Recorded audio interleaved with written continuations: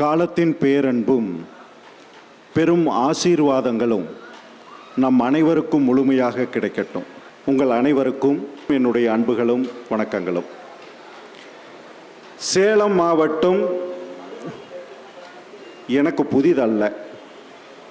ஒரு விதத்தில் என்னுடைய முதல் கதாநாயகியை தந்த இடம் சேலம் மாவட்டம் தான். நான் ஒரு 10th or 12th படிச்சுக்கிட்டு இருக்கும்போது ட்ராமா போடுவோம். கிராமப்புறத்தில் கோயில் திருவிழாவுக்கு ட்ராமா நடக்கிறத பற்றியெல்லாம் உங்களுக்கு நல்லா தெரியும்.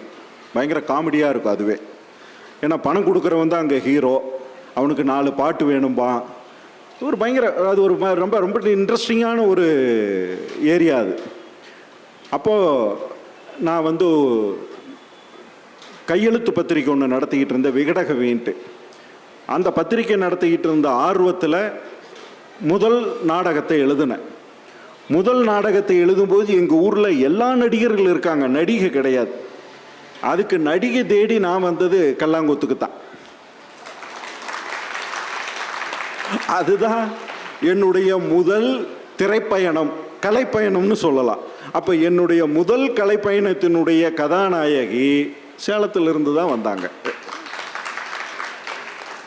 அவங்க வந்தாங்க, நாங்கள் ஒரு நோட்டு, வசன நோட்டெல்லாம் கொடுத்துட்டு போயிட்டோம். அவங்க அம்மா தான் அதெல்லாம் டேட் எழுதுனாங்க.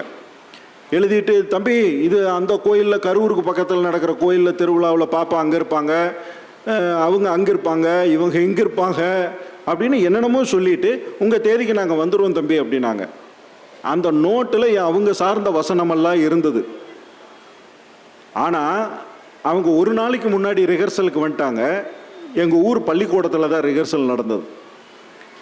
அந்த ரிஹர்சல் அன்னைக்கு தான் அந்த நோட்டையே அந்த பொண்ணு பிரிக்குது. ஏன்னா அது தொடர்ச்சியாக நிறைய நாடகங்களில் நடிக்குது. அந்த பொண்ணோட பாட்டு வைக்கணும். ஏற்கனவே 2-3 பாட்டு கதையில் இருக்குது. ஆனால் இந்த பொண்ணோட பாட்டு எனக்கு இன்னும் 2 பாட்டு வேணும்னு அடம் பிடிச்ச நம்ம நண்பர்கள் இன்றைக்கி பெரிய பெரிய பொறுப்பில் இருக்காங்க. அப்படியெல்லாம் ஒரு கூத்து நடந்து விடிய அந்த நாடகம் முடிஞ்சு காலையில் பஸ் ஏற்றி சேலத்துக்கு அனுப்பும்போது அந்த நம்ம பசங்க அழுகி இருக்கே, அது இன்னும் என் கண்ணுக்குள்ளேயே நிற்கிது.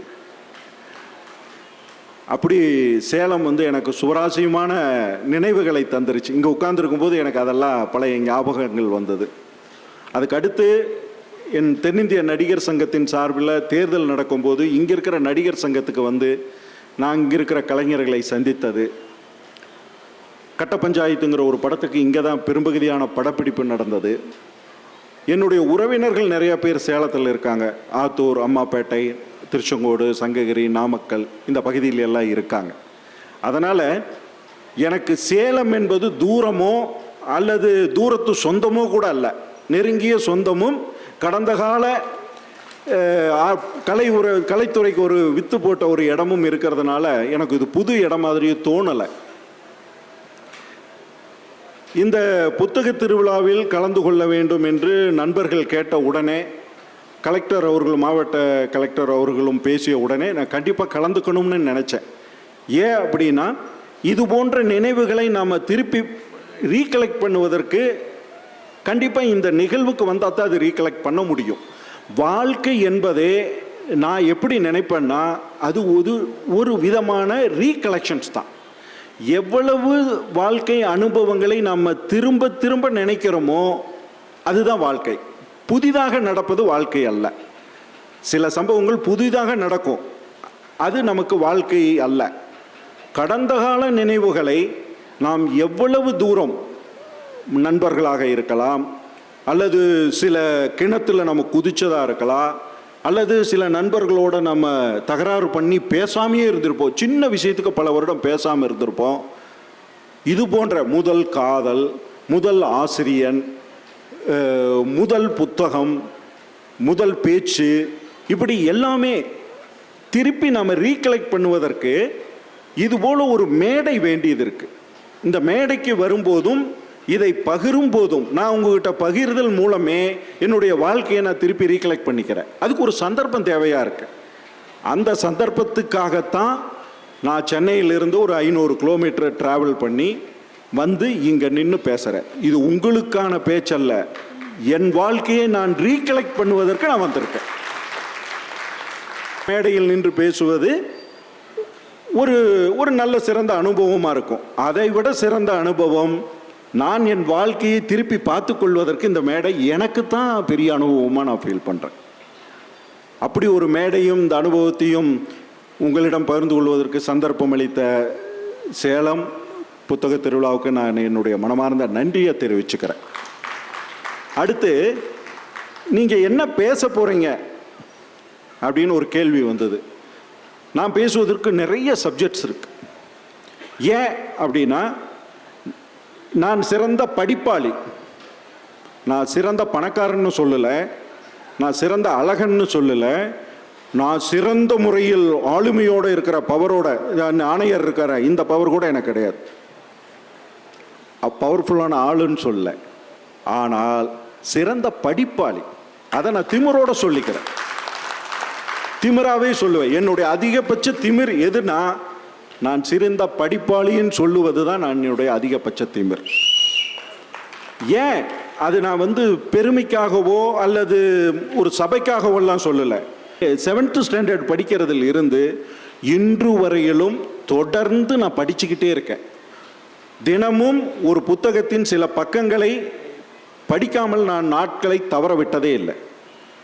படிப்பு என்பது எனது உணவு போல, என் உடை போல, என்னுடைய உடலில் எனக்கு வாழ்க்கையில் ஒரு அங்கமாக அது மாறிடுச்சு. இப்போ நான் உணர்றத. அப்போ எனக்கு படிப்புங்கிறதை நான் பெருமையோடு தான் சொல்லணும், திமிரோடு தான் சொல்லணும். அதை ஏதோ எங்கிட்ட இருக்கிற தகுதி மாதிரியெல்லாம் நான் சொல்ல முடியாது. அப்போ அந்த படிப்பு எனக்கு 7th ஸ்டாண்டர்ட்லேருந்து தொடர்ந்த படிப்பை எனக்கு என்ன கற்றுக் கொடுத்துருக்கு அப்படின்னு பார்த்தா, எனக்கு ஒரு குருமார்கள் கிடையாது. சோவியத் ரஷ்யாவிலிருந்து வந்த குருமார், நார்த் இந்தியாவிலிருந்து வந்த குருக்கள், தமிழகத்தினுடைய மண்ணிலே பல திசையில் பல வயதில் எனக்கு கற்றுக் கொடுத்த குருக்கள். இப்படி குரு என்கின்ற ஸ்தானத்தை புத்தகங்கள் வழியாக எனக்கு சொல்லிக் கொடுத்தவர்கள் ஏகப்பட்ட ஆசிரியர்கள் இருக்காங்க. அந்த ஆசிரியர்களுடைய மாணவன் நான். அந்த ஆசிரியர்கள்லாம் என்ன சொல்லி கொடுத்தாங்க? வாழ்க்கையை சொல்லி கொடுத்துருக்காங்க, வாழும் முறையை சொல்லி கொடுத்துருக்காங்க, வாழ்ந்து போன மனிதர்களுடைய அனுபவங்களை சொல்லி கொடுத்துருக்காங்க. இப்படி எதை வேணால், அரசியல், சமூகம், இப்படி எல்லாத்தையுமே அவங்க பார்த்த பார்வையை சொல்லிட்டு போயிருக்காங்க.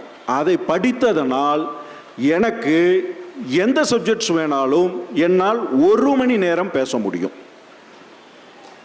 ஒரு மேடையில் நீங்கள் இப்போ ஒரு சப்ஜெக்ட்ஸ் கொடுத்தீங்கன்னா நான் அதை 1 மணி நேரம் பேசுவேன், எந்த குறிப்பும் இல்லாமல் பேசுவேன்.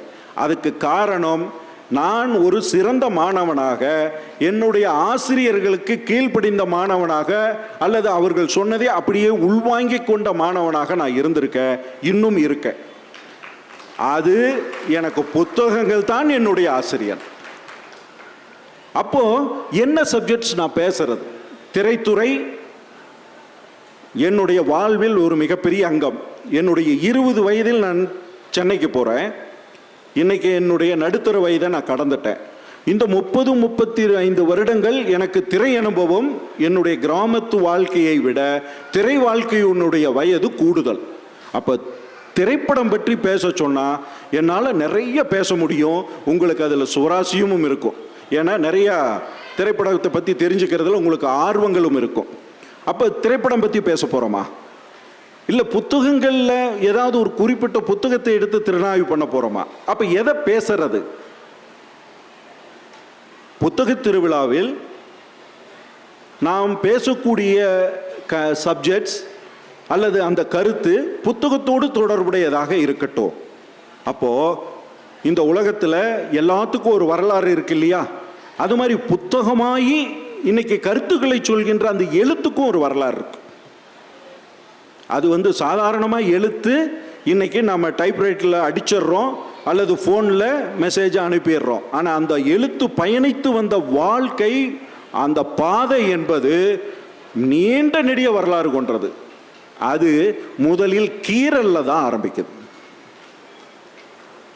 கீறல் இன்னைக்கும் கீழடியில் நம்ம ஆய்வில் கிடைச்ச பானையில் ஆதன்கிறது எழுத்தல்ல, அது பானையில் ஏற்பட்ட பானையில் இருக்கின்ற கீறல், கீறலாக முதலில் பொன்வண்ணனுக்கு பேர் சண்முகம், சண்முகத்துக்கு பேர் முன்னாடி அவர் ஆம்பளை பையன், அவ்வளவுதான். அப்போ ஒரு குழந்தை, அதுக்கு ஒரு பெயர், அதுக்கு ஒரு பரிணாமம், அது தன்னால் வளரும்போது அதுக்கு ஒரு வேறு வேறு விதமான புகழ் சேர்ந்து அது தன்னை முழுமையாக வேற ஒரு தளத்துக்கு மாற்றிக்குது. அதுபோல கீறல் தான் எழுத்து என்பதனுடைய பிறப்பு சொல், எழுத்தல்ல, கீறல். கீறல் எங்க இருக்கு? நம்ம இந்திய தமிழக வரலாற்றில் இப்போ கீழடியில் அகழ்வாய்வில் கண்டெடுக்கப்பட்ட பானை ஓடுகள் கீறலை சொல்லுது. அந்த கீறல் என்னடா இருக்கு அப்படின்னு போகும்போது ஒரு பெயர் இருக்கு, ஆதன் அப்படின்னு ஒரு பெயர் இருக்குன்ட்டு நம்ம ஆய்வின் மூலம் கண்டுபிடிக்கிறோம். அப்போ ஒரு மண்பானை செய்கின்ற குயவர், அந்த தொழிலாளி, அவர் கீறலில் ஒரு எழுத்தை பதிவுபடுகிறார், ஒரு விஷயத்தை சொல்றார்.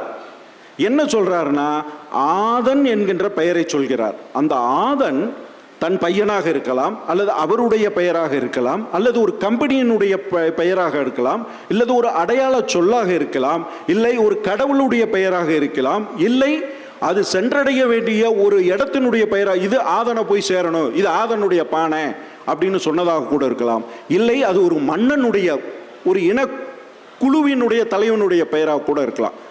அப்படி ஒரு கீறலுக்கு பின்னால் இவ்வளவு வாழ்க்கை சூழல் அதில் இருக்கு. அப்ப அந்த தொழிலாளி எழுதக்கூடிய தொழிலாளியா இருந்திருக்கான். வெறும் கீறல் இல்லை, கீறலை செஞ்சவர் ஒரு மண்பானை தொழிலாளி. மண்பானை தொழிலாளி ஒரு கீறலில் ஒரு பெயரை எழுத முடியும் என்றால், அப்போ ஒரு சமூகமே படிப்பு சமூகமாக இருந்தால் மட்டும்தான் அந்த அந்த கீழே சாதாரண வேலை செய்கிறவர்கள் கூட எழுத்தறிவு பெற்றவர்களாக இங்க இருக்காங்க. அப்ப நம்ம ஒரு கீறலுக்கு பின்னாடி ஒரு வரலாறு விரியுது, ஒரு சமூகம் எப்படி இருந்தது என்பதை நம்ம அதன் மூலம் ஆய்வு செய்கிறோம். அப்படி கீறல் இங்க இருக்குதுன்னா, இதுக்கு முன்னாடி கீறல் எங்க இருந்தது? கோத்தகிரியில, திண்டுக்கல்னுடைய கொடைக்கானலுடைய அடிப்பகுதியில் பாறைகளில் கீறல் இருக்கு. அந்த கீறல் எழுத்து வடிவமா? இல்லை, அது ஓவிய வடிவமாக இருக்கு. அது கோத்தகிரியில் இருக்கக்கூடிய ஓவிய வடிவம் எல்லாம் மிக உயரியதா இருக்கு. அதனுடைய வருடம் கிட்டத்தட்ட நமக்கு 3000-4000 வருடங்களுக்கு முன்னாடி போகுது. அப்ப 4000 வருடங்களுக்கு முன்னாடி மிகப்பெரிய பாறை, கீழே கூட இல்லை, உயரமான பாறைகளில் ஏறி அவன் பாறையில் கீறல் வடிவத்தில் ஒன்றை வரைகிறான்.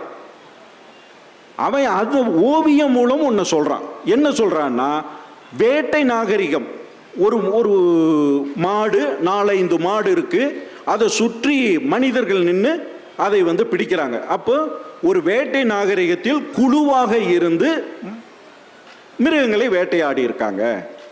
அதுக்கு அடுத்தது கடவுள்கள் மாதிரி ஒரு சுற்றி மனிதர்களிலிருந்து ஒரு கடவுளுக்கு வேண்டுதல் வைக்கிறாங்க. இப்படி ஒரு பாறையின் கீறலில் அவன் வாழ்க்கை சூழலினுடைய சீன்ஸுகளை அந்த கீறல் வழியாக வெளிப்படுது. அப்போ ஓவியம் வழியாக சொல்வதும் கீறல் தான், எழுத்து வடிவத்துக்கு முன்னாடி இருந்ததும் கீறல் தான்.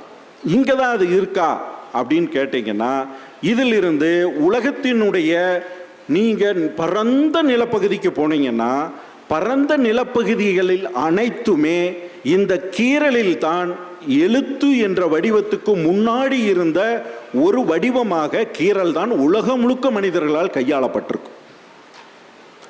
அதனுடைய பரிணாமம் அடுத்தது எங்க வருது? எழுத்து வடிவமாக அது எங்க மாறுது?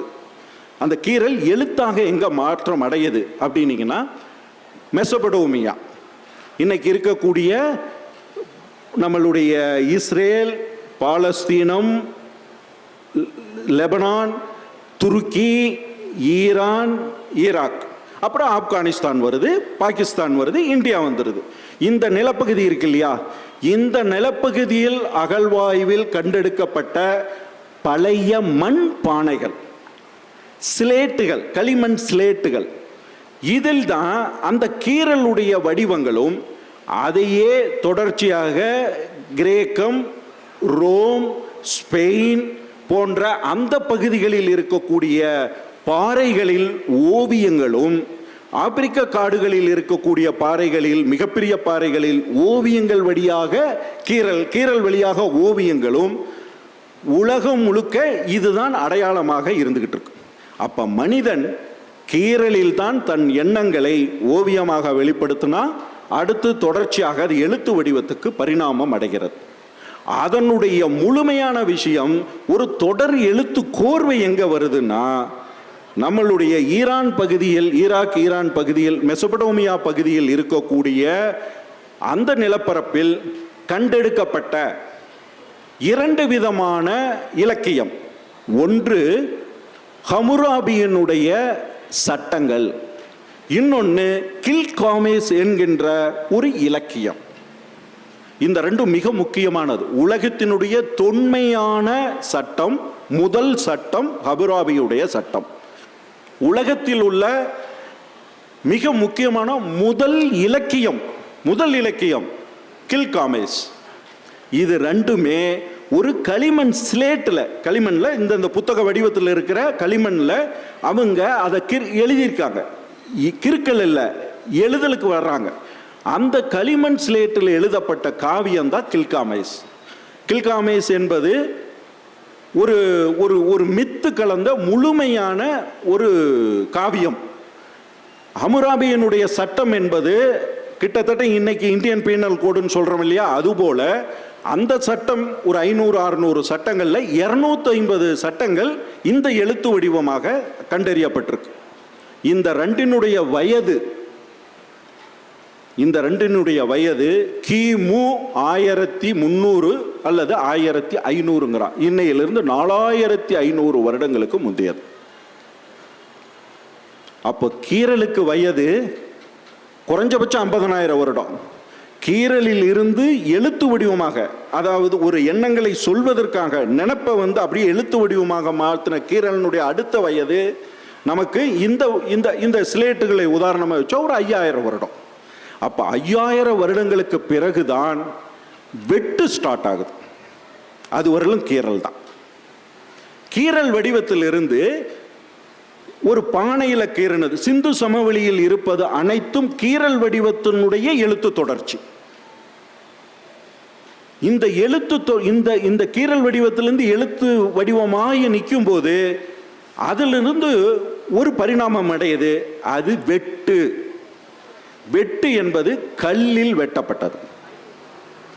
அடுத்தது செப்பேடு, இரும்பு, செம்பு போன்றவற்றில் தகரமாக அடித்து அதில் வெட்டப்பட்டது. இந்த ரெண்டும் நமக்கு கிபி, கிட்டத்தட்ட நம்மளுடைய இந்த வளர்ச்சி பார்த்தீங்கன்னா கிபியில் தான் பெரிய ரெக்கார்டு இருக்கு. ஆனால் கிமுல அசோகர் காலத்தில் தான் இந்த வெட்டு என்பது நமக்கு ரெக்கார்டா இருக்கு. அசோகருடைய அவருடைய ஆளுமை, அவர் ஒரு விஷயத்தை ஜனங்களுக்கு கொண்டு சேர்த்தணுங்கும் போது அவர் அழியாமல் அது நிலைக்கணும் அப்படின்னா பாறையில் அவருடைய எண்ணங்களை பிராமி எழுத்துக்களின் மூலம் வெட்டி ஒவ்வொரு நகரத்தினுடைய மையப்பகுதியிலையும் கொண்டு அந்த கல்லை நிப்பாட்டுறார். நம்ம இன்னைக்கெல்லாம் போர்டு வைக்கிறோம் இல்லையா, அந்த போர்டு மாதிரி கொண்டு நிப்பாட்டுறார். அப்படி வெட்டு என்பதனுடைய தொடர்ச்சி நமக்கு அசோகர் காலம் என்று வைத்துக்கொண்டால், அந்த அசோகர் காலத்தில் இருந்து தமிழகத்தில் எடுத்தீங்கன்னா அந்த வெட்டுக்கான ரெக்கார்டு நமக்கு அதுக்கு முன்னாடியே ஸ்டார்ட் ஆயிருக்கு. இன்னைக்கு தமிழகத்தில் ஒரு வெட்டு கல்லில் வெட்டப்பட்டது, அந்த வெட்டு கான்செப்ட் கீறலில் இருந்து நம்ம முன்னோக்கி வந்துடுறோம். அதை வைத்துத்தான், அந்த வெட்டை வச்சுத்தான் ஒரு சமூகம் எந்த அளவுக்கு படிப்பில் முன்னோக்கி இருக்கிறது, எந்த அளவுக்கு அது ஆளுமையோடு இருந்திருக்கு, கல்வியில் ஆளுமையோடு இருந்திருக்குங்கிறது அந்த வயதை வச்சு கண்டுபிடிக்கிறாங்க.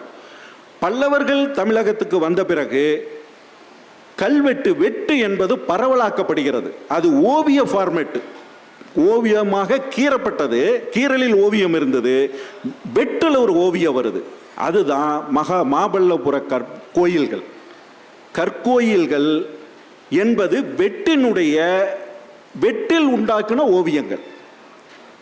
கீறலில் பாறையில் இருந்த ஓவியங்கள் போல வெட்டில் ஓவியங்கள் சிற்பங்களாக உருவாகிறது. அது ஒரு ஓவியத்தினுடைய இன்னொரு வளர்ச்சி.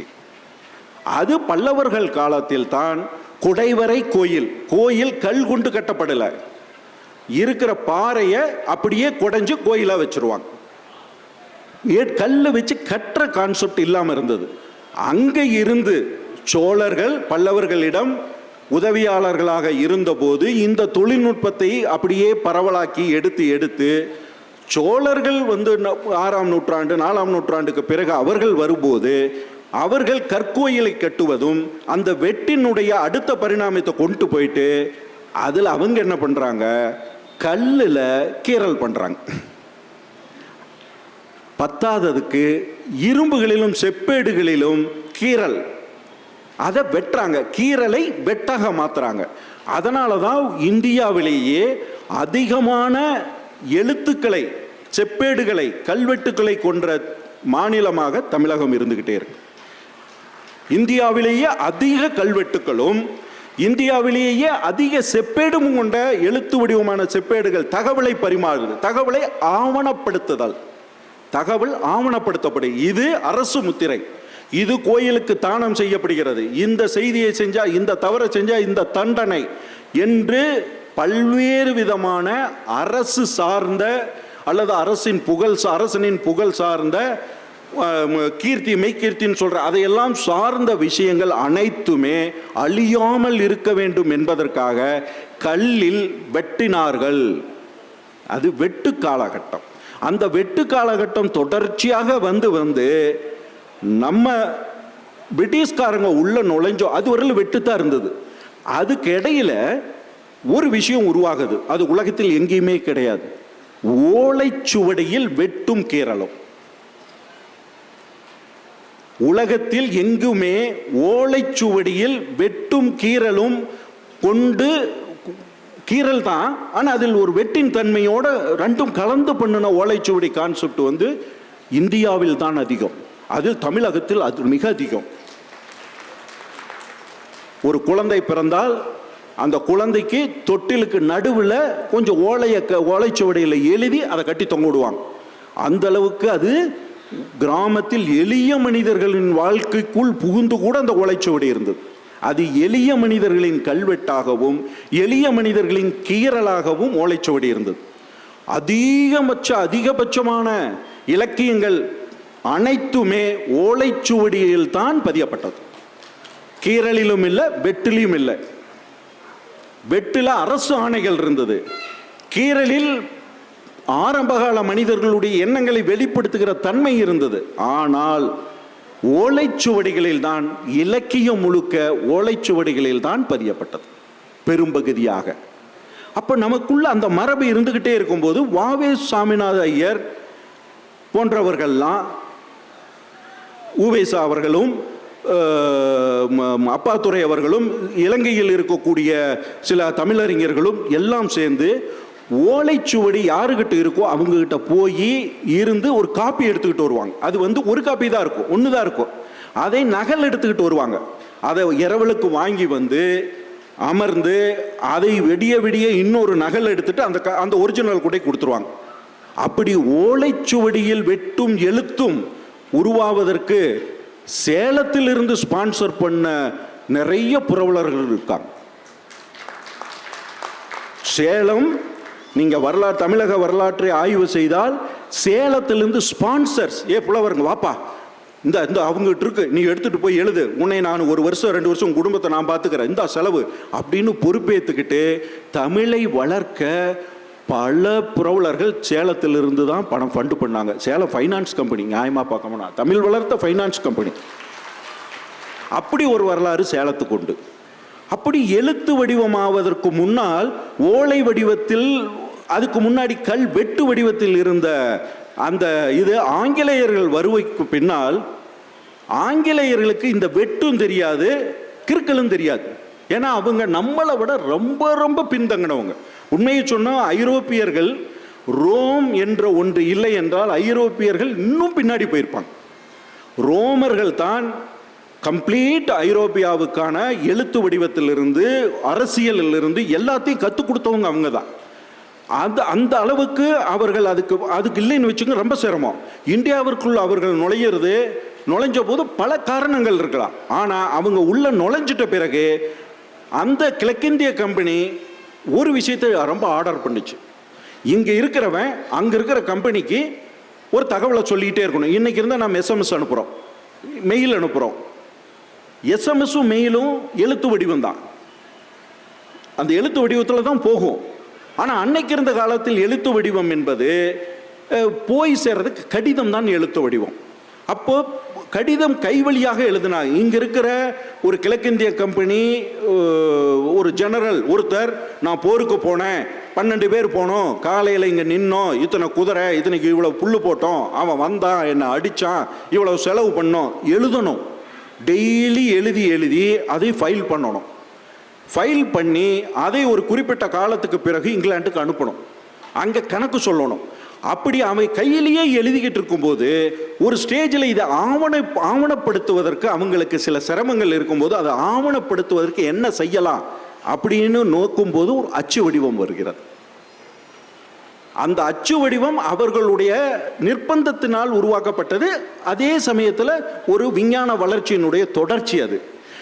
அந்த தொடர்ச்சியில் பேரெல்லாம் என்ன நடந்ததுன்னா சமயம் பரவுதல், சமயத்தை பரப்புது. அப்போ சமயம் பரப்புது அப்படின்னு வரும்போது பைபிள் அச்சிடப்படுகிறது. அரசு ஆவணங்களும் பைபிளும் ஒரே நேரத்தில் அச்சிடப்படும் போது இங்கே அந்த சமயம் பரப்புவதற்காக வந்த பாதிரியார்கள் தமிழை கற்றுக்கொண்டார்கள். தமிழை கற்றுக்கொள்ளும் போது அவர்களுடைய கருத்துக்களை இந்த மக்களுக்கு சொல்லணும்னா அந்த மொழியில் சொல்லணும் என்று நினைக்கும் போது தமிழ் மொழியை பிரிண்ட் பண்ண வேண்டிய கட்டாயம் அவங்களுக்கு வருது. இது மூணு ஒரு மிக்ஸ் ஆகும்போது பிரிண்டிங் கான்செப்ட் அப்படியே விரிவடையுது. 1900 காலகட்டத்தில் பிரிண்ட் எளிய மனிதர்கள் கையில் கிடைப்பதற்கும், அல்லது எளிய மனிதர்கள் பணம் இருந்தால் பிரிண்ட் போடலான்னு சொல்லும்போது சுதேசமித்திரனிலிருந்து கிட்டத்தட்ட ஒரு 10 பத்திரிகைகள் உருவாகிறது. அது அரசியல் பேசுகிறது. அப்போ அரசியல் பேசுவதும் சமயம் பரப்புவதும் அரசாங்க காரியங்களும். இந்த நேரத்தில் கிழக்கிந்திய கம்பெனி 1850 க்ளோஸ் பண்ணி பிரிட்டிஷ் அரசாங்கம் அதை பொறுப்பேற்றுக்கிட்ட பிறகு அவர்கள் முழுமையாக அரசு அச்சு இயந்திரத்தை முழுமையாக பயன்படுத்த ஆரம்பிக்கிறாங்க. இது எல்லாம் ஒரு 50 வருட காலகட்டத்தில் மாற்றம் ஏடும்போது 1940களில் அச்சு என்பது எளிய மனிதன், இன்னைக்கு தம்பி 2 புத்தகம் போட்டு இங்கே அமர்ந்திருக்காங்க இல்லையா, இதனுடைய தொடர்ச்சி, இதனுடைய ஆரம்பம் 1940லேயே ஆரம்பிச்சாச்சு. ஒருத்தர் நினைச்சா தன்னுடைய கவிதை புத்தகத்தை போடலாம், ஒருத்தர் நினைச்சா அரசாங்கத்துக்கு மனுவை டைப் பண்ணி கொண்டு கொடுக்கலாம், ஒரு அரசு நிகழ்ச்சியை போஸ்டர் அடித்து தெருவில் ஒட்டலாம். எல்லாமே அரசு அச்சு சார்ந்த விஷயங்களாக மாறுது. மாறி மாறி மாறி டைப்ரைட்டிங் வருது. டைப்ரைட்டிங்லேருந்து உச்சத்துக்கு போய் இன்னைக்கு தட்டச்சு, கம்ப்யூட்டர் அச்சா மாறி இன்னைக்கு பேசுனாவே டைப் பண்ணுது.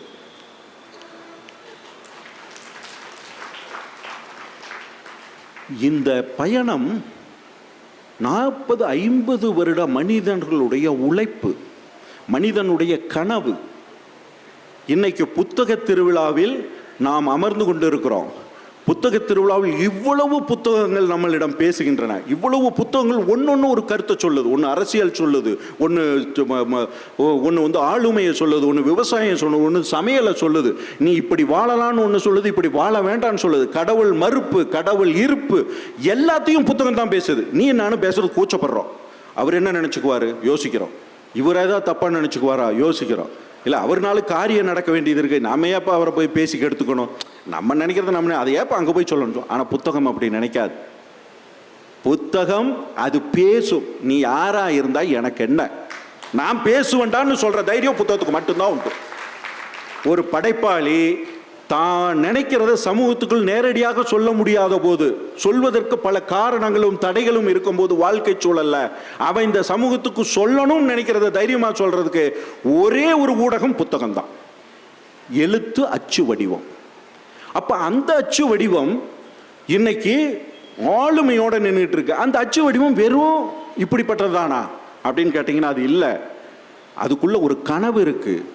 நீங்கள் புத்தகத்தை எடுத்து படிக்கிறீங்கன்னா அந்த புத்தகம் உங்களுக்குள் ஒரு படைப்பாளி என்ன சொல்கிறானோ அதை தாண்டி உங்கள் மூளை வந்து அதுக்குள்ளே வேற ஒரு கற்பனையில் விரிவடையும், வேற ஒரு டைமென்ஷன் நீங்கள் எழுதுவீங்க.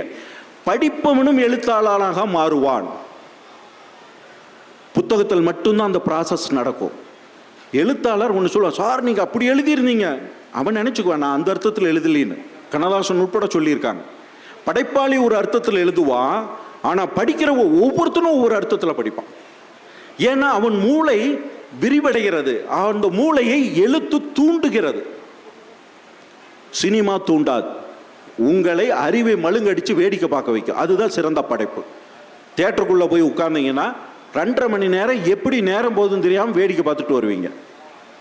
திருப்பி வரும்போது அதிலிருந்து நீங்கள் என்ன கற்றுக்கிட்டீங்கிறது 100ல் 2 படங்கள் தான் அது கற்றுக்கிட்ட படமாக இருக்கும். மீதி எல்லாம் வேடிக்கை பார்க்குற படமாக தான் இருக்கும்.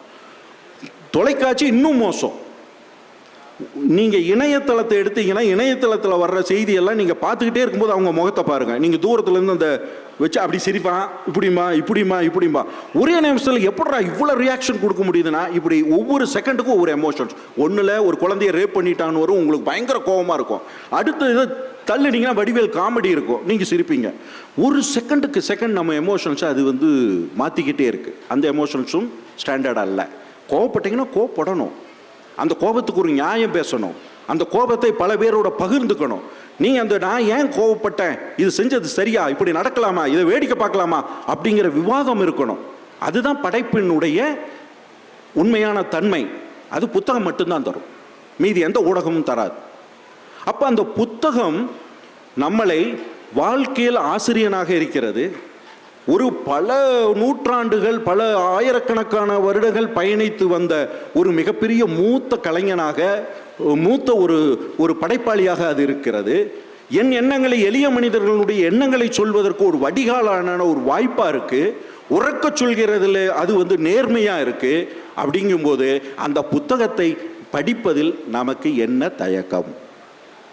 அந்த புத்தகத்தை ஏன் படிக்கக்கூடாது? ஒரு நாளைக்கு ஒரு புத்தகத்தையாவது அல்லது ஒரு பக்கத்தையாவது நாம் ஏன் தினமும் படிக்கக்கூடாது? படிக்கணும். புத்தகம் படிப்பதற்கு வயது முக்கியமல்ல. எனக்கு தெரிந்து என் வயதில் நான் பார்த்துருக்க 99 வயதில் கூட ஒரு சின்ன அந்த லென்ஸை வச்சுக்கிட்டு இப்படி படித்து உட்கார்ந்துருக்கிற பெரியவங்களையெல்லாம் நான் பார்த்துருக்கேன்.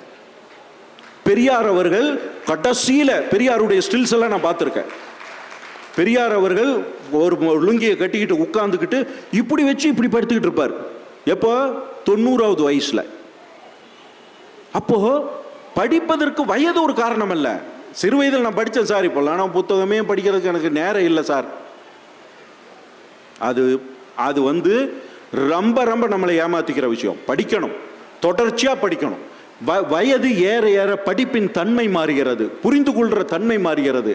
நம்ம வந்து ஒரு சிறு வயதில் ஒரு சில பேரை பார்க்கும்போது நமக்கு பிடிக்கும், உணவு பிடிக்கும், திரைப்படங்கள் பிடிக்கும். ஆனால் ஒரு 40 வயது ஆகும்போது வேறு விதமான ரசனை உள்ள திரைப்படங்களை பார்க்க ஆரம்பிப்போம், வேறு விதமான சுற்றுலா இடங்களை பார்க்க ஆரம்பிப்போம். வேறு விதமான சில சம்பவங்கள் நம்மளுடைய தாக்கத்தை உருவாக்கும். அதுபோல் புத்தகங்கள்லேயும் சிறு வயதில் நான் ராணிமுத்து படிச்சிருக்கேன், ராணி படிச்சிருக்கேன். சிறு வயதில் சான்றிலினுடைய கதைகளும், பிடி சாமி பேய் கதைகள், மன்னன் பிடி சாமி கதையெல்லாம் நான் படிச்சிருக்கேன்.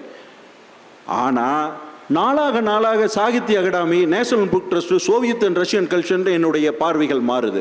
அதுக்கு அடுத்த ஸ்டேஜ் வேற ஒன்று போகுது. இப்போ உலக வரலாறு அப்படின்ட்டு எனக்கு இதையெல்லாம் விட்டுட்டு அதுக்குள்ள தேடர் போகிறேன். படிப்பு தொடர்ந்துக்கிட்டே இருக்கிறது. என்னுடைய தேடலுடைய சப்ஜெக்ட்ஸ் மாறிக்கிட்டே இருக்கு என் வயது கேட்டாற்போல்.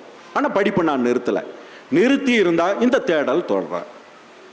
ஒரு கீரலில் இருந்து அது எழுத்து வடிவமாகி, எழுத்திலிருந்து வெட்டு வடிவமாயோ, வெட்டிலிருந்து தட்டச்சும் அச்சு ஊடகத்துக்கு வந்து தட்டச்சு ஊடகத்துக்கு வந்து இன்னைக்கு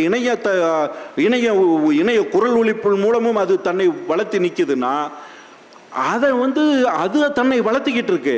ஆனால் நான் அதிலிருந்து விடுபடுறது அப்படிங்கிறது வந்து, நீங்கள் தாயினுடைய தொப்புள் கொடி விடுபட்டாலும் அந்த தாய்க்கும் குழந்தைக்குமான உறவு எப்படி இருக்குமோ அதுபோல புத்தகத்துக்கும் உங்களுக்குமான உறவு சாவு வரையிலும் தொடரணும். நீங்கள் விருப்பம், ஆனால் டெய்லி 2 புத்தகமாவது படிக்கணும். 2 பக்கமாவது பெரட்டி பார்க்கணும். சும்மா எடுத்து பெரட்டி பாருங்களேன். தாயினுடைய சேலை ஒரு மனம் இருக்கும் இல்லையா, குழந்தையினுடைய தாய்ப்பால் மனம் குழந்தையினுடைய உதட்டுல மணக்கும். அதுபோல புத்தகத்துக்கும் ஒரு மனம் உண்டு. அந்த மனத்தை நீங்க சுவாசிச்சு பார்த்தீங்கன்னா அந்த 2னுடைய ஸ்மெல்லும் இதில் இருக்கும். புத்தகம் ஃப்ரெஷ்ஷாக வரும்போது நீங்கள் மோந்து பாருங்களேன், அந்த பேப்பரும் அந்த பிரிண்டிங் ஏறி வந்ததும் சேர்ந்து அப்படியே தாய்ப்பால் மனம் மாதிரி, தாய் புடவை மனம் மாதிரி இருக்கும். அது ரசிங்க, என்ஜாய் பண்ணுங்க, அதுக்குள்ளே போங்க. சிவசுப்ரமணியம் நண்பர் சிவசுப்ரமணியம் வந்திருக்கார். அவர் ஒரு வாழ்க்கையை எனக்கு தெரிஞ்சு 20 வருஷமா கள ஆய்வு செஞ்சு வீரப்பனை பற்றி ஒரு புத்தகம் எழுதியிருக்கார். சும்மாலாம் எழுதலை, உயர பணைய வச்சு அவர் எழுதினார். அது எனக்கு தெரியும், என் நண்பர், குடும்ப நண்பர். இப்படி ஒவ்வொருத்தனும் ஒவ்வொரு எழுத்தாளனும் தன் வாழ்க்கையில கடைசி நிமிட வரலும் சமூகத்தையும் அதையும் பார்த்து ரசிச்சு அல்லது கோபப்பட்டு அதுக்கு ஒரு வடிகாலத்தான் அந்த புத்தகத்தை எழுதுனானே தவிர அந்த புத்தகத்துக்குள்ள சும்மாலாம் ஒரு எழுத்து வடிவமாக அது மாறுறதில்லை. ஒருவேளை ஆரம்ப காலத்தில் அது வெறுமனே ஆர்வத்துக்கான எழுத்து வடிவமாக இருந்தாலும் அந்த படைப்பாளி தொடர்ந்து எழுதும் போது அது அமைச்சூரா அது முன்னாடி முடிஞ்சு போயிடும். அதுதான் என்னை வளர்த்தி எடுத்ததுன்னு அவன் சந்தோஷப்பட்டுக்குவான். அப்ப நமக்கும் எழுத்துக்குமான தொடர்பு ஒரு நாய்க்குட்டிக்கும் நமக்குமான தொடர்பு மாதிரி.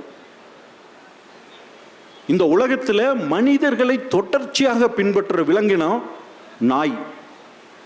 நீங்க யோசிச்சு பாருங்க, எவ்வளவு உயிரினம் இருந்திருக்கும். ஒரு காட்டு வாழ்க்கையில, வேட்டை வாழ்க்கையில அந்த மனிதன் மிருகம் கண்டாலே பயந்து மிருகத்தை வேட்டையாடி உப்பு கண்டம் போட்டு அப்புறம் மிருகத்தையே பிடிச்சு பழக்கி அப்புறம் மிருகத்தை கடவுள்களுக்கு பலி கொடுத்து மிருகத்தை விவசாயத்துக்கு பயன்படுத்தி மிருகத்தை உழைப்புக்கு பயன்படுத்தி இழுக்கிறது போன்ற கடுமையான வேலைகளுக்கு பயன்படுத்தி இப்படி மிருகத்தை வெவ்வேறு தளத்தில் பயன்படுத்திய மனிதன் எந்த மிருகத்துக்கு வீட்டுக்குள்ள இடம் கொடுக்கல, விரட்டி தான் அடிப்பான். ஆனா நாய் இன்னைக்கு வரையில பாருங்க பெட்ல படுத்திருக்கு. எப்படி அது முடியுது? எப்படி அந்த ஃப்ரெண்ட்ஷிப் அந்த நாய்க்கு மனுஷனுக்கு ஏற்பட்டது? தர்மன் சொர்க்கம் போனான், இதிகாசம் சொல்லுது. போகும்போது திரும்பி பார்க்க கூடாதுங்கிறாங்க. இன்னைக்கும் நம்ம மரணத்தில் சுடுகாடு போயிட்டு திரும்பி வரும்போது திரும்பி பார்க்காம போங்க அப்படிம்பாங்க. குடமெல்லாம் உடச்சி முடிச்சு டொம்முன்னு விழுந்த பிறகு அப்படியே போங்க சார், திரும்பி பார்க்காதீங்க. காரணம் என்னன்னா அந்த அந்த மரணத்தினுடைய கடைசி நிகழ்வை திரும்பி பார்க்காம போறவங்களுக்கு சொர்க்கம் கிடைக்கும். இது இதிகாசத்தோட கனெக்ட் பண்றாங்க. பீமன் முதல்ல விழுகிறான், அர்ஜுனன் விழுகிறான், சகலன் நகதா விழுகிறான், திரௌபதி விழுகிறா, எல்லாரும் விழுந்துட்டாங்க, நடக்க முடியல, எல்லாம் விழுந்து செத்தாச்சு. ஆனா கடைசியில போன 2 பேரும் தர்மனும் நாயும் தான். அந்த நாய் சொர்க்கத்துக்கும் கூட போயிருக்கு, இன்னைக்கு நம்மளோட பெட்லையும் படுத்திருக்கு. அந்த நாய் மனிதனை எப்படி கவருச்சோ அதை விட கூடுதலாக உங்க பெட்டில் தலைமையில் இருக்க வேண்டியது புத்தகம். ஒரு விலங்கினத்துக்கு இருக்கிற அறிவு, விலங்கினத்துக்கு இந்த மனிதனை டீல் பண்ணக்கூடிய இருக்கிற புத்திசாலித்தனம், இந்த மனிதன் எவ்வளவு குறுக்கு புத்திக்காரன், எவ்வளவு பேர் கிட்ட அண்ட விடுவானா, ஒரு சுயநலம் இருந்தால் எவ்வளவு பேசுவான். இவனை மாதிரியான ஒரு ஆளை பார்க்க முடியாதுல்ல இந்த உலகத்தில், எல்லாத்தையும் அடக்கி ஆள்றவனல்ல. அவனை கொஞ்சம் வச்சுக்கிட்டு, ஏ பாப்பா சுச்சியே அவர் நாயின்னு சொல்லாதீங்கப்பா, டைகர்னு சொல்லுங்கப்பா. எவ்வளவு பேரு, அதுக்கு எவ்வளவு மருத்துவம், எவ்வளவு அன்பு, அதுவும் எவ்வளவு அன்பு காட்டுது. அப்போ ஒரு அன்பு காட்டுகின்ற உயிரினம் மனிதரோடு நெருக்கமாக இன்று அவ்வளவு நெருக்கமாக குழந்தைகளுக்கு இணையாக இருக்கும்போது ஏன் புத்தகம் ஒரு அவ்வளவு நட்பாக நம்ம கூட இருக்க முடியாது? இவ்வளவு ஒரு ஆசிரியர் நம்ம கூட ஏன் இருக்க முடியாது? அதனால அனைத்துக்குமான உங்களுடைய அனைத்து பிரச்சனைக்குமான வழி தேடுதல், அனைத்து பிரச்சனைகளுக்குமான ரெமிடி எல்லாமே இதுக்குள்ளதான் கிடக்கு. இந்த உலகத்தில் வேற எதுக்குள்ள இருக்கும்னு எனக்கு தோணவே இல்லை. ஜாதகத்தில், ஆன்மீகத்தில், இது எல்லாம் தாண்டி அத்தனை விதமான சுய பரிசோதனை செல்வதற்கும், சமூகத்தை பற்றி புரிந்து கொள்வதற்கும், சமூகத்தை பற்றி வரலாற்றை பற்றி உண்மையாக புரிந்து கொள்வதற்கும், கம்யூனிசம்னா என்ன, பெரியாரிசம்னா என்ன, அம்பேத்கரிசம்னா என்ன. இன்னைக்கு அம்பேத்கர் யாரோ ஒரு மனிதராக பார்க்கப்படும் இல்லை. அம்பேத்கருடைய போராட்டம் பெரியாருடைய போராட்டம் எல்லாம் ஒரு லைனில் ஒரே வரியில் முடிக்கிற விஷயமா. யாரும் சொல்றத நம்ம அப்படியெல்லாம் கேட்க முடியாது. கடவுள் இருக்குன்னு சொல்லு, இல்லைன்னு சொல்லு, ரெண்டுமே நம்மளுடைய சொந்த குரலாக இருக்கணும். அந்த சொந்த குரலை சொல்வதற்கு ஒரு அறிவை ஆசானாக சொல்வது இந்த புத்தகங்கள் தான். அதனால இந்த புத்தக திருவிழாவில் நின்று கொண்டு இந்த கீறல், வெட்டு, அச்சு, இதை தாண்டி இது என்னவாக மாறும்? இவ்வளவு பயணப்பட்டு எனக்கு அது ஆச்சரியம். இதை தாண்டி இது என்னவா மாறும்? இப்போ நான் பேசுனா டைப் பண்ணுது, சரி, இதை தாண்டி இது என்னவாக மாறும்? என்னவாக மாறினாலும் புத்தகமாக மாறுவது, புத்தகமாக இருப்பது மட்டுமே அதுக்கு அழகு. இந்த உலகத்தில் அதீதமாக ரசிக்கப்படுகிற, அதீதமாக மதிக்கப்படுகிறது எது என்று என்னை கேட்டால் பணம் அல்ல, புகழ் அல்ல. நீங்க எவ்வளவு பெரிய ஆளுமையாக இருந்தாலும் அது மதிக்கப்படாது. இந்த உலகம் அதிகமாக ஒருத்தனை மதிக்கிறது என்றால் அது அவன் மனிதனாக இருந்தால் மட்டும்தான் மதிக்கும். மனிதம்தான் உயர்ந்தது. அந்த மனிதத்தை செப்பனிடுவதற்கும் அந்த மனிதத்தை முழுமைப்படுத்தி ஒரு வஞ்சகம் இல்லாமல் அந்த மனிதத்தை அப்படியே ஒரு நம்மளை குளுமையாக வச்சிருக்கிறதுக்கும் இந்த புத்தகங்கள் ஆசானாக இருந்து நம்மளை வழி நடத்தும் என்று நான் முழுமையாக நம்புகிறேன். அது அந்த நம்பிக்கையும் அந்த நான் நினைக்கிற அந்த ஆசைகளும் உங்களையும், உங்கள் குடும்பத்தையும், உங்களுடைய குழந்தைகளையும் தொடர்ந்து வரட்டும். தொடர்ந்து இந்த எனக்கு இருக்கிற அந்த சந்தோஷம், நம்பிக்கை உங்கள் குடும்பத்துக்கு வந்து சேரட்டும் என்று முழுமையாக ஆசீர்வாதம் பண்ணுறேன். வாழ்த்துக்கள், வணக்கங்கள்.